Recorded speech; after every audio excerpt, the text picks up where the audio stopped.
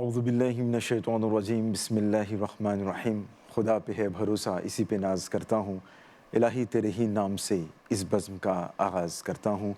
बलगल उला बि कमालिही कशफ़त दुजा बि जमालिही हसनत जमी व खिसालिही सल्लु अलैहि व आलिही सल्लल्लाहु तआला वसल्लम। मुहतशम व मोहतरम नाज़रीन, अस्सलामु अलैकुम व रहमतुल्लाहि व बरकातुहू।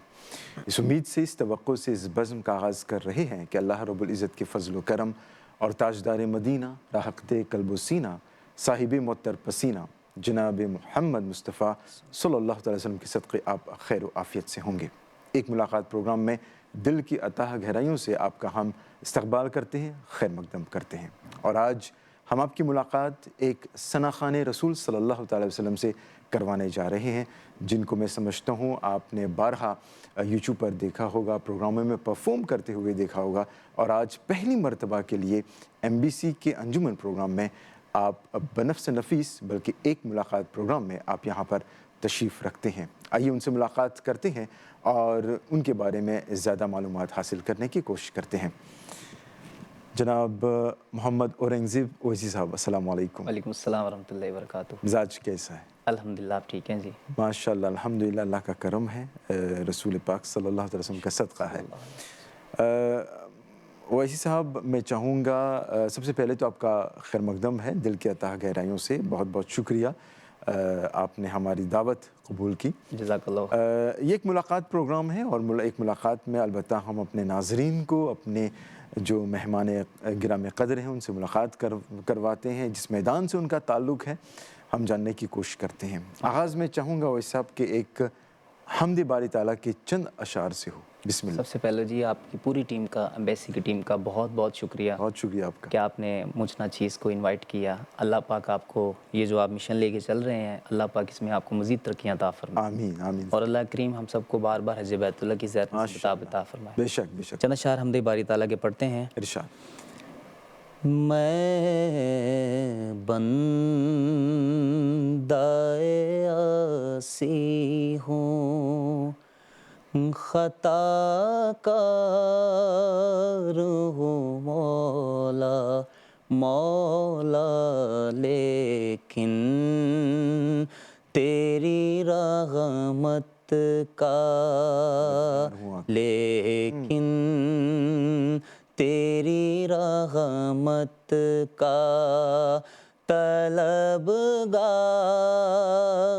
हूँ मौला मौला, मैं बंदाए आसी हूँ। अल्लाहु अकबर। एक तेरा इशारा हो आसान हो मंजिल, आमीन। एक तेरा इशारा हो आसान हो मंजिल,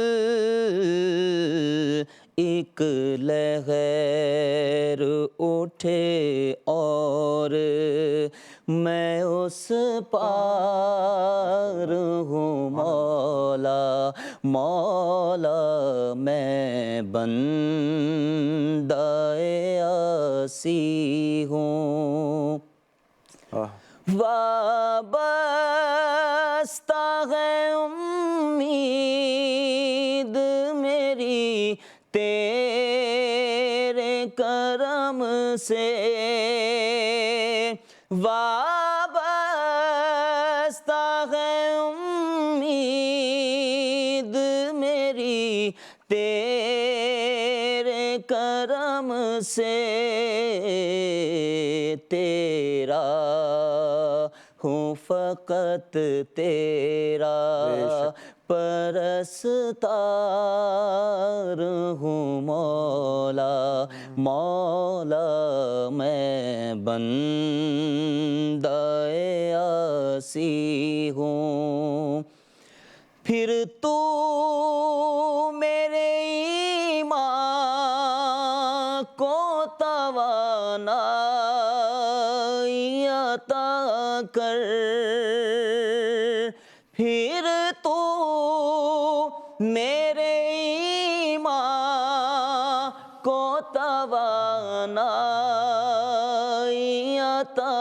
کر برسوں نہیں صدیوں سے میں بیمار ہوں مولا مولا میں بندہ آسی ہوں خطا کار ہوں مولا. سبحان اللہ کیا انداز ہے. الحمدللہ ماشاء اللہ. اللہ تبارک و تعالیٰ آپ کو مزید کامیابی اور کامرانی عطا فرمائے. آمین آمین. اچھا اویسی صاحب، چونکہ ملاقات پروگرام ایک ملاقات ہے، تو یہ بتائیں کہ آپ کرتے کیا اپنی حیات میں؟ صرف نعت خوانی ہے؟ نہیں، پاکستان میں کچھ بزنس بھی ہے پراپرٹی کا. ماشاءاللہ. اور یہ نعت خوانی کی دلچسپی کس طرح پیدا ہوئی؟ یہ میں چھوٹا سا تھا تو ایک بڑی مطلب عجیب سی بات ہوئی. ہم ایگزیبیشن لگتی ہے نا پاکستان میں، میلے کی طرح؟ نمائش، میلے کی طرح نمائش. ایگزیکٹلی. اوکے. ہاں تو کچھ فرینڈ تھے، ہم ادھر چلے گئے تو واپسی بھی ہمیں لگ گئی بھوک. ٹھیک.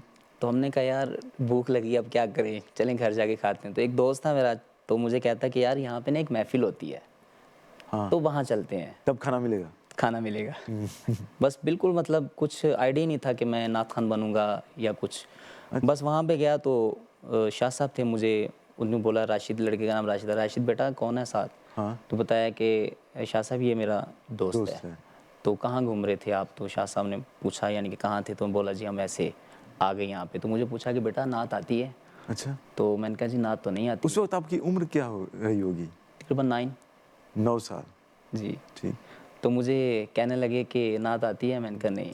پہلے نام پوچھا تو پھر میں نے بتایا. تو میں نے کہا میرا نام اورنگزیب ہے. مجھے کہنے لگے بیٹا نیکسٹ کوئی نام پوچھے تو اورنگزیب نہیں بتانا، محمد اورنگزیب بتانا ہے. ماشاء اللہ. میں نے کہا جی ٹھیک ہے. ٹھیک. پھر مجھے پوچھا کہ جی نعت آتی ہے؟ میں نے کہا نہیں. کہتے نعت کا شوق ہے. بس اس وقت ایسا کچھ نہیں تھا، دل سے آواز نکلی جی شوق تو بہت ہے. بس وہ پھر جملہ سرکار کی بارگاہ میں قبول ہو گیا. پھر انہوں نے مجھے کہا بیٹا آپ نے نیکسٹ جمعرات کے ہوتا تھا نا، تھرسڈے میں پروگرام ہوتا تھا، تو مجھے بولا کہ آپ نے نعت یاد کر کے آنی ہے. تو بس پھر وہ نعت کا ایک ہوتا ہے نا مطلب رٹا لگانا ہاں کہ بار بار پڑھنا. تو پہلی میری نعت تھی در پہ بلاؤ مکی مدنی. میں نے آنا تو اس پہ تقریباً صبح سے لے کے شام تک اسکول میں بھی در پہ بلاؤ مکی مدنی، در پہ بلاؤ مکی مدنی، مطلب اس کو ایسے بار بار پڑھنا. تو میں پھر شاہ صاحب کے پاس تقریباً کوئی 2 سے 3 ماہ بعد گیا. پھر ان کو نعت سنائی تو پھر انہوں نے مجھے نذرانہ بھی دیا تحفے کے طور پر. تو وہ بس پھر وہاں سے آغاز چلا اور آج الحمدللہ اللہ کا بڑا شکر ہے. کہتے ہیں نا کہ اللہ تبارک و تعالیٰ جس کا انتخاب کر لیتا ہے، بالکل ایسے ہی جسے کچھ لینا چاہتا ہے تو الحمدللہ اس کا انتخاب ہو جاتا ہے. بالکل اور غیب سے راہ ہموار بالکل ہو جاتی ہے. اور انسان دیکھیں آپ کا معاملہ جو ہے ٹھیک ہے. اچھا اویسی بھائی یہ بتائیں کہ الحمدللہ اب تو نعت خوانی باقاعدہ آپ نعت خوانی کرتے ہیں، بالکل. نعت خوان الحمدللہ. اچھا نعت کے لیے آپ کے نزدیک کن چیزوں کی ضرورت ہوتی ہے نعت پڑھنے کے لیے، نعت ادا کرنے؟ جی دیکھیں بات تو یہ ہے کہ نعت پراپر سیکھنی چاہیے انسان کو. مطلب یہ نہیں کہ کچھ پڑھ رہے ہیں تو اس کے مطلب کا بھی نہیں پتہ ہونا چاہیے، اس کو سیکھیں. اور باشرہ ہونا بھی ضروری ہے. ہمارے ہاں بہت سے مطلب آپ بھی جانتے ہیں مطلب نماز کی مطلب پابندی نہیں ہے اور بہت سی ایسی چیزیں ہیں. حضور نے فرمایا کہ نماز میری آنکھوں کی ٹھنڈک ہے. بالکل. تو ہم یہ جو ہمیں آواز ملتی ہے یہ گاڈ گفٹ ہے. مطلب اگر آپ مجھے کوئی تحفہ دیں گے تو میں بہت خوش ہوں گا، یا میں دوں گا کہ بھائی مجھے فلاں بندے نے تحفہ دیا ہے، انور بھائی نے دیا، اورنگزیب ویسی نے دیا، تو مطلب بہت خوش ہے. تو گاڈ گفٹ مطلب اللہ نے یہ ہمیں آواز جو دی ہے گفٹ دی ہے. تو ہمیں اس کے اوپر پراپر محنت کرنی چاہیے اور پراپر سیکھنا چاہیے. بالکل. اور باقاعدہ اس پہ جو ہے نا پورا جو اس کا شرعی معاملات ہیں وہ سارے آپ کو کرنے چاہیے. گفتگو ہوتی رہے گی. میں چاہوں گا کہ آپ ایک اعلیٰ حضرت کا ایک کلام 2 اشعار آپ ہمارے ناظرین کے لیے پیش کریں. کوئی دنیا عطا میں نہیں ہمتا تیرا، ہی نہیں ہو جو حاتم کو میسر یہ نظارہ تیرا، کہ اٹھے دیکھ کے بخشش میں یہ رتبہ تیرا، واہ کیا جود و کرم ہے، شاہ بطحا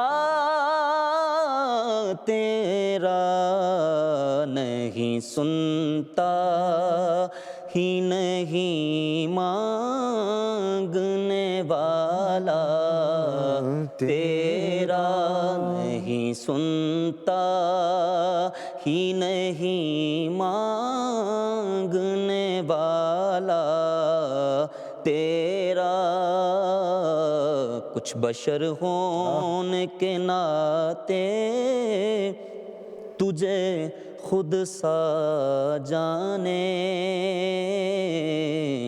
اور کچھ محض پیامی ہی خدا کا جانے، ان کی اوقات ہی کیا ہے کہ یہ اتنا جانے، فرش والے فرش والے فرش والے تیری عظمت کا علو کیا جانے، خسروا عرش پہ اڑتا ہے پھریرا تیرا، تجھ سے ہر چند وہ ہے قدر و فضائل میں رفیع، کر نہ سیراج مگر فکر رضا کی توسیع، پاس ہے اس کے شفاعت کا وسیلہ،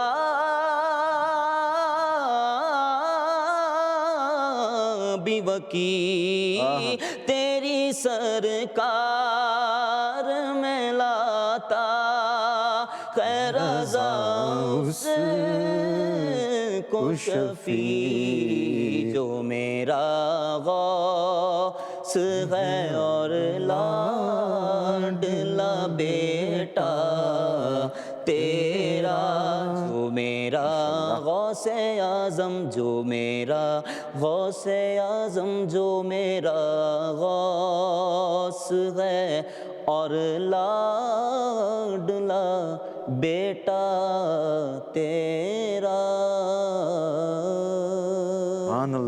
سبحان اللہ ماشاء اللہ۔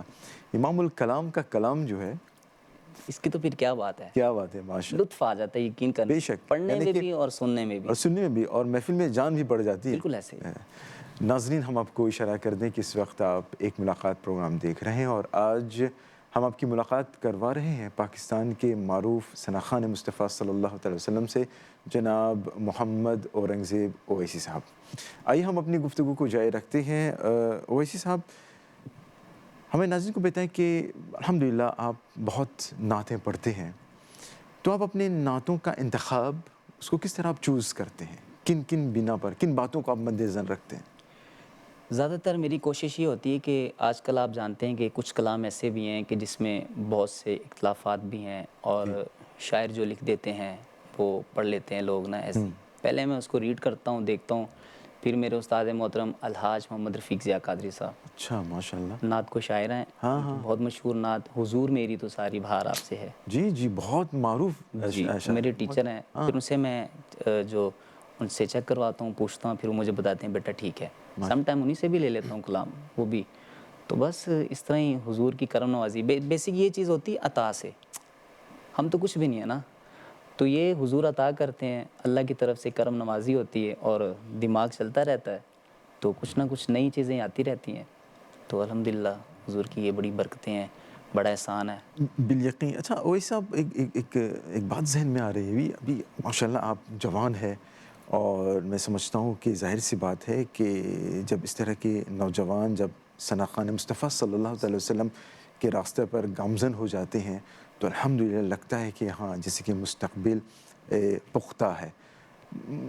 آپ کس طرح بطور ایک نوجوان آپ کس طرح اپنے ہم عمر کو, اپنے دوسرے ہم عمر کو آپ بتائیں گے کہ اس راستے پر آئیں, یعنی کہ نعت خوانی کی طرف مائل ہو؟ آپ کیا کہنا چاہیں گے ان سے؟ دیکھیں یہ جو چیزیں ہیں نا, یہ تو بیسک وہ بات وہی ہے, پھر اللہ کی خاص عطا ہوتی ہے. جی تو جو گھر کا ایک ماحول ہوتا ہے نا, وہ بڑا امپیکٹ کرتا ہے. گھر کا جو ماحول ہوتا ہے, مطلب بچے جو دیکھتے ہیں آپ کے والدین کو دیکھتے ہیں, مینس کہ جس طرح اب محفل نعت ہوتی ہیں تو آپ دیکھتے ہیں کہ چھوٹے چھوٹے بچے والدین محفل پہ لے کے آتے ہیں, تو پھر اسی میں بچوں کا رجحان بڑھتا ہے. تو بلکہ جو نہیں لے کے آتے, میں انہیں کہوں گا کہ مزید بچوں کو لے کے آئیں, کیونکہ یہ عمر ہوتی ہے نا بچے کی سیکھنے کی. آپ جس راستے پہ اس کو لگائیں گے بچہ اس طرف جائے گا. تو یہ چیزیں ہوتی ہیں. بچے جو پھر جب ایک ماحول میں جاتے ہیں, ان کو ایسا ماحول ملتا ہے, تو آٹومیٹکلی پھر ان کے دل میں حضور کی محبت بڑھتی ہے. پھر ان کا دل بھی کرتا ہے کہ ہم حضور کی نعت سیکھیں. پھر وہ کسی نعت خوان کو سنتے ہیں تو ان کو پسند بھی آتی ہے. تو یہ اسی طرح انشاءاللہ اگر لوگ محفل نعت کی طرف بچوں کو لے کے آتے ہیں تو آٹومیٹکلی رجحان پیدا ہوگا, دلچسپی پیدا ہوگی. بالکل ایسے. اچھا ویسی بھائی, آپ کی آئیڈیل یعنی کہ کس نعت خواں کو آپ نے سنتے ہوئے آپ بڑے ہوئے ہیں؟ سٹارٹ میں تو میں نے اویس بھائی کو سنا ہے, ماشاءاللہ. تو وہ میں لائک بھی کرتا ہوں ان کو. حالانکہ میری کوشش یہ ہوتی ہے کہ مطلب اپنا پڑھا جائے. اب بہت سے اپنی ایک الگ شناخت, اپنی ایک الگ پہچان. بالکل ایسے ہی ہے. یہ جو میرا میڈلے کلام ہوا ہے, یہ مطلب لائف میں پہلی بار میں نے کیا ہے. مطلب ایک کلام کے ساتھ 5 کلام مکس کر دیا, میش اپ بنا دیا اس کو. تو وہ الحمدللہ اس کے اب 76 ملین ویوز ہیں اس کے. ماشاءاللہ. تو وہ میری نعت فیمس ہوئی. اب بہت سے لوگ اس کو مطلب کاپی بھی کر رہے ہیں. بیسک جو کاپی ہوتی ہے نا, وہ پھر اس کی پہچان نہیں ہوتی.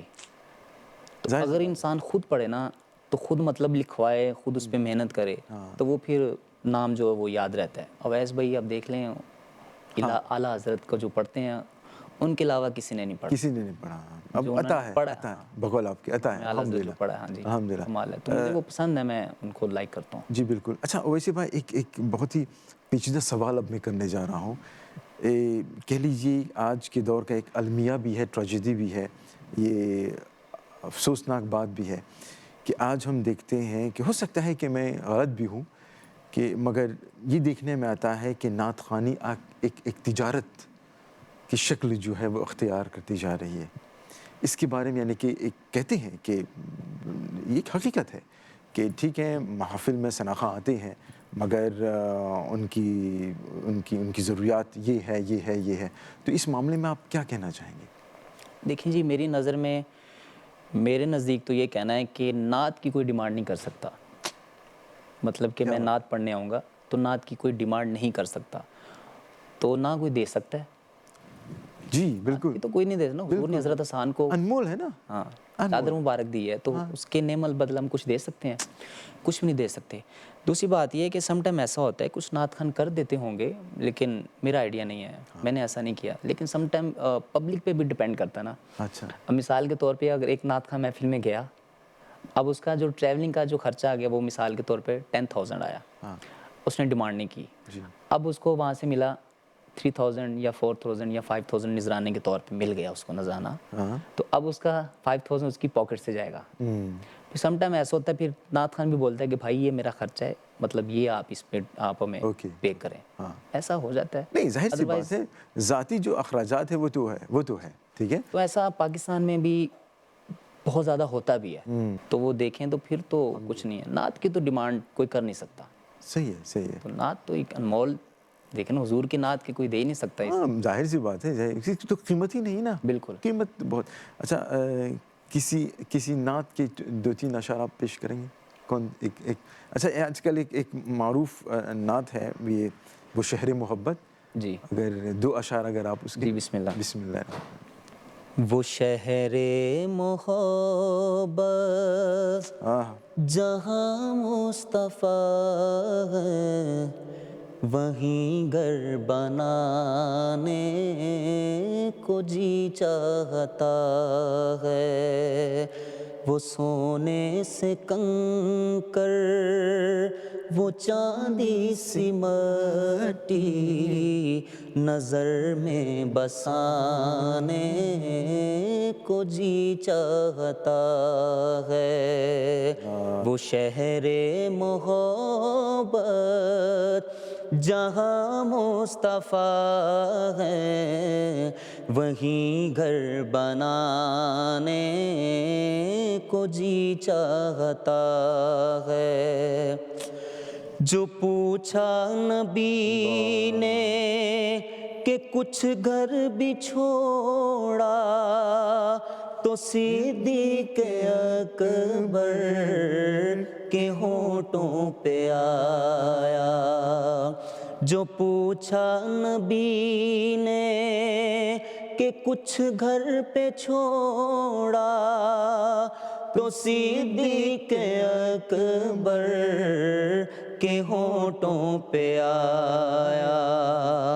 وہاں مال و دولت کی کیا ہے حقیقت، جہاں جہاں جہاں لٹانے کو جی چاہتا ہے.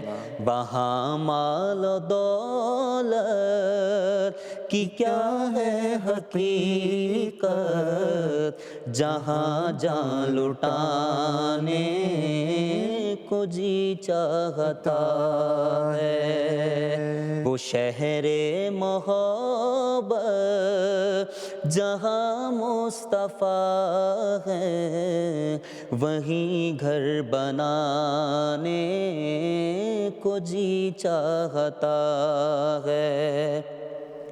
وہ ننھا سسگر جوڑ ایڑی رگڑ کر یہی کہہ رہا تھا خیمے میں رو کر.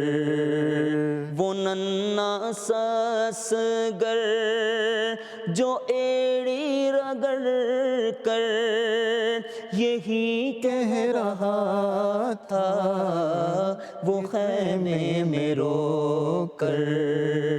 اے بابا میں پانی کا پیاسا نہیں ہوں، اے بابا میں پانی کا پیاسا نہیں ہوں، میرا سر کٹانے کو جی چاہتا ہے. وہ شہر محبت جہاں مصطفیٰ ہے وہیں گھر بنانے کو جی چاہتا ہے. سبحان اللہ، ماشاء اللہ. ہر ایک شعر اس میں احادیث مبارکہ آیات قرآن کی طرف یہ اشارہ کرتے ہیں. الحمدللہ، ماشاء اللہ. ویسی بھائی، اپنا ایک مقررہ وقت ہوتا ہے اور ہم اختتام کی طرف بڑھ رہے ہیں. آخر میں یہ پوچھنا چاہوں گا آپ سے کہ الحمدللہ میں نے سنا ہے کہ کئی مرتبہ آپ ماریشس آ چکے ہیں. خیر پہلے ملاقات نہ ہو پائی مگر دیر آئے درست آئے جسے کہتے ہیں. الحمدللہ. آپ ذرا بتائیں گے کہ اس مرتبہ آپ کا ماریشس کس طرح آنا ہوا؟ دیکھیں جی، جو طریقہ کار ہے، جو محفل پہ بھی لوگ انوائٹ کرتے ہیں، وہی طریقہ کار. ایک کال آئی اور بولا کہ حضرت فلاں ڈیٹ کو ٹائم چاہیے اور مطلب آپ کو آنا ہوگا. لیکن اس میں ایک خاص بات ہے، میں آپ کو بتاتا ہوں. وہ جب میں ایئرپورٹ پہ پہنچا تو آگے لکھا ہوا تھا کہ فلائٹ ڈیلے. ٹھیک. تو آپ جانتے ہیں کہ پرابلم بن جاتی ہے کیونکہ پھر کنیکٹڈ فلائٹ تھی نا. تو سعودی ایئر لائن فلائٹ تھی میری. تو پھر میرا جو میزبان ہے ان سے میرا کانٹیکٹ بھی ہوتا رہا. تو انہوں نے بولا کہ حضرت اگر یہ آپ کی فلائٹ ڈیلے ہو چکی ہے، لیکن اگر جب آپ پہنچیں گے تو سعودی ایئرپورٹ پہ آپ کو پرابلم بنے گا کیونکہ آگے والی فلائٹ جا چکی ہوگی. ہاں ٹھیک. تو پھر ظاہر سی بات ہے کہ پاکستان کی مصروفیات بھی چھوڑ دی. پھر میزبان بھی پریشان کہ بھائی ہم نے محفل نعت کا یہاں پہ ٹائم دیا. ظاہر سی بات ہے. ہاں پریشانی تو ہوتی ہے. پھر میرے دل میں خیال آیا، میں نے کہا حضور غوث اعظم مدد فرمائیے، آپ کے علاوہ کون ہے؟ قسم باخدا یقین کریں، انہوں نے مجھے کہا کہ آپ کاؤنٹر پہ جائیں، سعودی ایئر لائن کے کاؤنٹر پہ جائیں، انہیں بولیں کہ جی میری کنیکٹڈ فلائٹ ہے تو میں تو اسٹے نہیں کر سکتا یہاں پہ نا، مجھے جانا ہی ہوگا. پھر اب کیونکہ پھر میں نے ایک دوست کو کال کی، انہوں نے کہا کہ آپ اورنگزیب بھائی فلاں جگہ پہ جائیں، ان سے بات کریں. جب میں پہنچا تو میں نے کہا بھائی میری، انہوں نے کہا جی آپ عمرہ کے لیے جا رہے ہیں؟ میں نے کہا نہیں. جب میں پہنچا انہوں نے بولا کہ آپ کی آلریڈی ایمریٹس کی ٹکٹ ہو چکی ہے. ماشاء اللہ، ماشاء اللہ. دیکھیں آپ یقین کریں، دل سے میرا یہ کہنا ہے کہ ہم وہ جو سرکار غوث اعظم پڑھتے ہیں نا کہ یہ عطائے دستگیری کوئی میرے دل سے پوچھے، وہیں آ گئے مدد کو انہیں جب جہاں پکارا. جب جہاں پکار. کہتے ہیں کہ ایک بات ہے، وہ ایک واقعہ ہے کہ ایک دربار پہ نا ایک نبینا بیٹھا ہوا تھا. جی. تو اس نے بولا کہ یا اللہ مجھے آنکھیں دے دے، مجھے آنکھیں دے دے. ایک بادشاہ گزرا تو اس نے بولا کہ کیا کہہ رہا ہے یہ اپنے وزیروں سے. اس نے کہا جی یہ اس کو ایک ٹائم ہو چکا ہے کہ یہ کہہ رہا ہے یا اللہ مجھے آنکھیں دے دے. بادشاہ نے کہا اگر میرے آنے تک میں زیارت کرنے جا رہا ہوں، اگر میرے آنے تک تمہاری آنکھیں واپس نہ آئیں تو تمہارا سر قلم کر دوں گا. اب اس نے مانگے اللہ سے دل سے تو اس کی آنکھیں لوٹ آئیں واپس. ماشاءاللہ. بادشاہ نے کہا پہلے کیوں نہیں آئیں؟ پھر بادشاہ نے کہا کہ تم نے تب ٹھیک سے مانگا ہی نہیں تھا. مانگنے کا ایک طریقہ بھی تو ہونا چاہیے نا. صدق دل، خلوص دل سے. جب دل سے پکارتے نا آپ کسی کو بھی، جی جی جی. تو میرا یہ عقیدہ ہے، میرا یہ ایمان ہے، میرا ماننا یہ ہے کہ حضور غوث اعظم تشریف لاتے ہیں. تو یہ بات ہے. تو میں نے دل سے پکارا اور یقین کریں کہ کنفرم ہو چکا تھا کہ میں اب نہیں جا سکوں گا. نہیں تو بس پھر یہ حضور کی عطا ہے.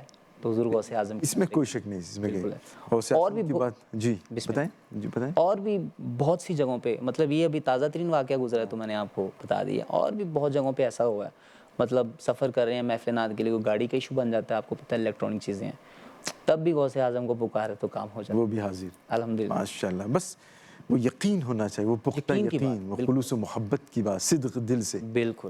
اویسی بھائی، ہم آخر میں چاہوں گا کہ چونکہ غوث اعظم کی بات چھڑ گئی ہے، ہم اسی سے اختتام کرنا چاہیں گے. مگر اس سے پہلے ایک بار پھر انجمن کی ایک ملاقات ٹیم کی پوری جانب سے آپ کا بہت بہت شکریہ. بس اللہ تبارک و تعالیٰ سے دعا ہے کہ آپ کی آواز میں اس طرح مٹھاس پیدا کرے تاکہ آپ عاشقان مصطفیٰ صلی اللہ علیہ وسلم کے دلوں کو اس طرح محظوظ کرتے رہیں. آمین. تو ایک بار پھر آپ کا بہت بہت شکریہ. اور انشاءاللہ اگر زندگی باقی رہی تو کسی اور موقع پہ ملاقات ہوگی انشاءاللہ. تو ناظرین، ایک ملاقات پروگرام کا مقررہ وقت یہاں پر اختتام کو پہنچا اور ہم اختتام کر رہے ہیں آج ہمارے مہمان گرامی قدر جناب محمد اورنگزیب اویسی صاحب. بہت معروف شناخواں ہیں. ان کی آواز میں ایک منقبت، بالخصوص غوث اعظم رحمۃ اللہ علیہ کے ایک منقبت کے ساتھ، اور اسی کے ساتھ ہی آج کی ملاقات پروگرام اختتام کو پہنچ جائے گا. آپ کی توجہ کے لیے شکریہ. رہے چمن تو پھول کھلیں گے، رہی زندگی تو انشاءاللہ پھر ملیں گے. السلام علیکم ورحمۃ اللہ وبرکاتہ. اویسی صاحب. جی، یہ بھی غوث پاک کی منقبت سبھی سنی ہوئی ہے، لیکن میری کوشش یہ ہوتی ہے کہ میں اس کو اپنے انداز میں پڑھوں. بالکل اپنے انداز میں نے پڑھی، ریکارڈ کروائی اور الحمدللہ یہ بھی پوری دنیا پہ سنی گئی. انشاءاللہ. بسم اللہ. سرکار غوث اعظم نظر کرم خدا را، سرکار غوث اعظم نظر کرم خدا را. میرا خالقہ سنبھل دو، میں فقیر ہوں تمہارا. سرکار غوث اعظم نظر کرم خدا را. سب کا کوئی نہ کوئی دنیا میں آسرا ہے، سب کا کوئی نہ کوئی دنیا میں آسرا ہے. میرا بجز تمہارے کوئی نہیں سہارا، میرا بجز تمہارے کوئی نہیں سہارا. سرکار غوث اعظم نظر کرم خدا را. یہ عطائے دستگیری کوئی میرے دل دل سے پوچھے یہ عطائے دستگیری، کوئی میرے دل سے پوچھے وہی آ گئے مدد کو، انہیں جب جہاں پکارا۔ یہ عطائے دستگیری کوئی میرے دل سے پوچھے، یہ عطائے دستگیری کوئی میرے دل سے پوچھے وہی آ گئے مدد کو، انہیں جب جہاں پکارا۔ وہی آ گئے مدد کو، انہیں جب جہاں پکارا۔ سرکار غوث اعظم نظر کرم خدا را۔